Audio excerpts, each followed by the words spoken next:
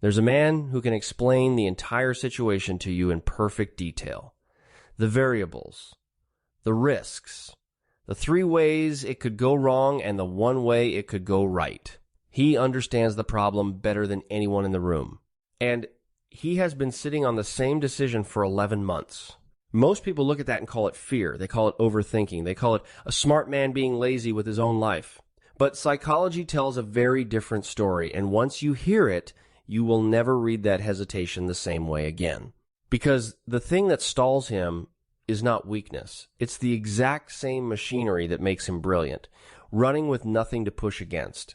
By the end of this video, you'll understand why high intelligence so often produces inconsistent, delayed, and self-sabotaging life decisions, and what actually breaks the pattern. This man is everywhere, and he always looks the same from the outside. He is the one who researched every option and bought none of them. The one who could have left the job 3 years ago and can still recite exactly why he hasn't. The one whose friends stopped asking for the update because the update never changes. He is not confused. That's the strange part. Ask him what he should do, and he'll usually tell you correctly in 1 sentence without hesitating. Psychologists have a name for this gap. Keith Stanovich, a cognitive scientist at the University of Toronto, calls it disrationality, the observation that IQ and rational decision-making are surprisingly weakly correlated. A high score on an intelligence test predicts almost nothing about whether someone will act sensibly in their own life. Read that again. Being smart does not make you good at deciding. We're going to go through 7 reasons why, and they get harder to hear as we go. Let's start with the one that surprises almost everyone. Number 1, intelligence doesn't make decisions easier. It makes them heavier. Most people facing a choice see 3 options. A highly intelligent person sees 19. This is a documented feature of higher cognitive ability, greater fluency in generating alternatives. Researchers studying divergent thinking find that stronger reasoners produce more possible paths, more consequences per path, and more second-order effects branching off each one. The mind that solves complex problems is a mind that manufactures complexity as a reflex. And there's a cost buried in that abundance. Psychologist Sheena Iyengar demonstrated it in a grocery store. Shoppers offered 24 varieties of jam, stopped and looked far more often than shoppers offered 6. But the small display sold roughly 10 times more. More options attracted more attention and produced far less action. He does that to himself, internally, every single day. Nobody hands him 24 jars. His own mind builds the display. So when he stares at a decision that should take an afternoon, he isn't stalling. He's carrying a weight the people rushing him cannot see. And the people telling him to just pick something have no idea how much bigger his shelf is. But volume alone doesn't stop a person. What happens when all those options get compared? That's where it gets fascinating. Number 2, the maximizer trap. Psychologist Barry Schwartz split decision makers into 2 groups. Satisficers pick the first option that meets their standard and move on. Maximizers search for the best possible option and cannot stop searching until they're certain they've found it. Intelligent people are overwhelmingly maximizers. Their whole life has rewarded thoroughness. And Schwartz's research found something brutal. Maximizers make objectively better choices and feel measurably worse about them. Higher regret, lower satisfaction. More second-guessing after the fact. And it compounds. Every option he examines becomes a new benchmark. The apartment he didn't take now sets the standard for the next one. The relationship that almost worked becomes the measure the current one is quietly failing. The standard that makes him excellent at his craft is the same standard he cannot switch off when he's choosing a city, a career, a partner. Excellence has no natural stopping point. Someone has to decide when good enough is finished, and he never learned how. Now here's where it gets more complicated, because this next part is the one even he doesn't fully see about himself. Number 3, he can argue himself into anything. Every decision he makes must first pass through his own reasoning, and his reasoning is very, very good.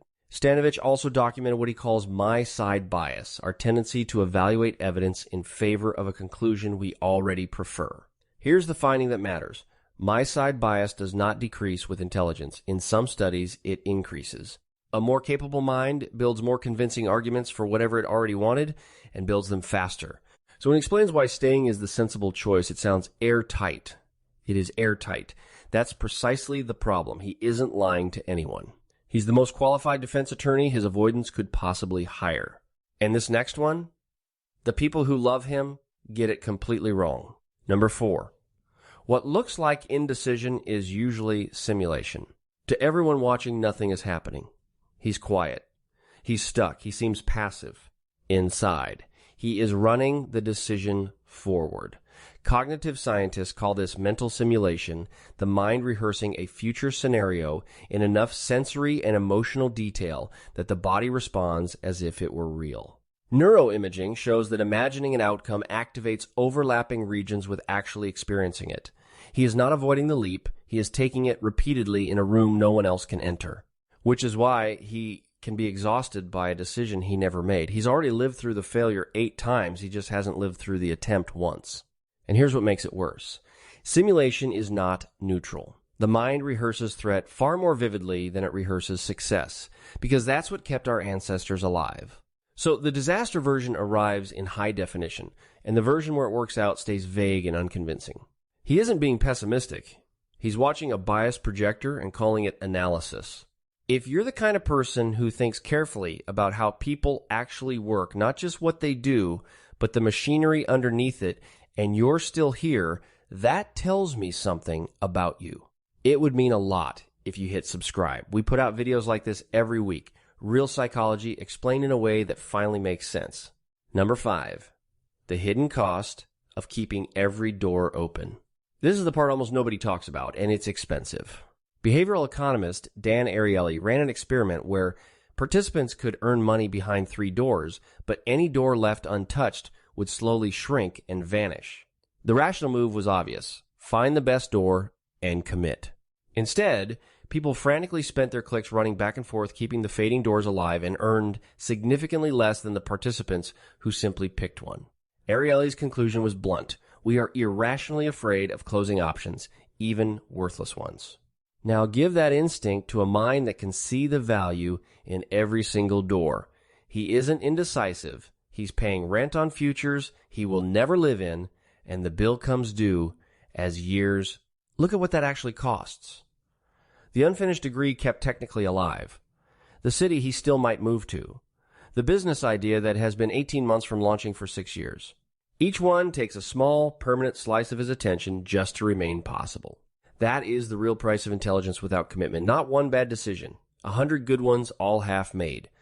But this is the root underneath all of it. Number 6. Somewhere along the way, being right became who he is. Ask him when he was first praised, and it won't be for effort. It'll be for being smart, for knowing the answer, for being the one who understood. Carol Dweck's research at Stanford is unambiguous here. Children praise for intelligence rather than effort. Develop a fixed mindset. They begin avoiding harder tasks because failure now threatens the identity instead of just the outcome. They protect the label, and they carry that protection into adulthood. A decision is a public test. It can be graded, it can be wrong. And for a man whose worth was built on being right, an unmade decision is the only one that can never be scored against him. That's not procrastination. That's a 30-year-old defense still running long after the threat expired. The classroom closed decades ago. Nobody is grading him anymore. But the reflex that kept a clever boy from ever looking foolish is still standing at the door of every choice he tries to make, asking whether he's certain enough to risk it. Which brings us to the last one, and honestly, the most important. Number 7. The fix isn't more thinking. It's fewer options. Here's what changes everything. Gerd Gigerenzer, a director at the Max Planck Institute, spent his career showing that simple decision rules heuristics routinely outperform complex analysis in the real world where information is incomplete and time is limited. Not sometimes. Routinely. In medical diagnosis, in investing, in everyday life, a good rule applied consistently beats an exhaustive analysis applied late. The intelligent mind is not the problem. The absence of constraint is. Give that same mind a rule, decide by Friday, take the reversible option, choose the path that keeps you learning, and it stops circling and starts building. Watch what a rule actually does. It moves the decision from the option to the standard. He is no longer asking which of 19 futures is best, a question with no answer. He's asking whether this one clears a line he set while he was calm. That question closes. And notice what it protects. Setting the rule is still thinking deep, careful, exactly what he's good at. He just does it once, in advance, instead of endlessly in the moment when the stakes are loud. Because consistency was never about certainty. It's a structure you install once so your intelligence has something solid to push against instead of spending itself on air. So the next time you see a man who understands his own life perfectly and hasn't moved in it for years, you know what you're actually looking at. You're looking at someone whose greatest strength has no walls. Someone generating brilliant answers to a question he keeps reopening. Someone who was taught that being right is who he is and never taught that being wrong is how anyone gets anywhere. He isn't broken, he's unconstrained. And the moment he stops trying to think his way to certainty and starts choosing his way toward it, the same mind that trapped him becomes the fastest thing in the room. Intelligence was never meant to remove the risk. It was meant to help you recover from it. If you want to go deeper on the psychology of high IQ minds and why they struggle where you'd least expect, I put together a video on exactly that. It's right here when you're ready.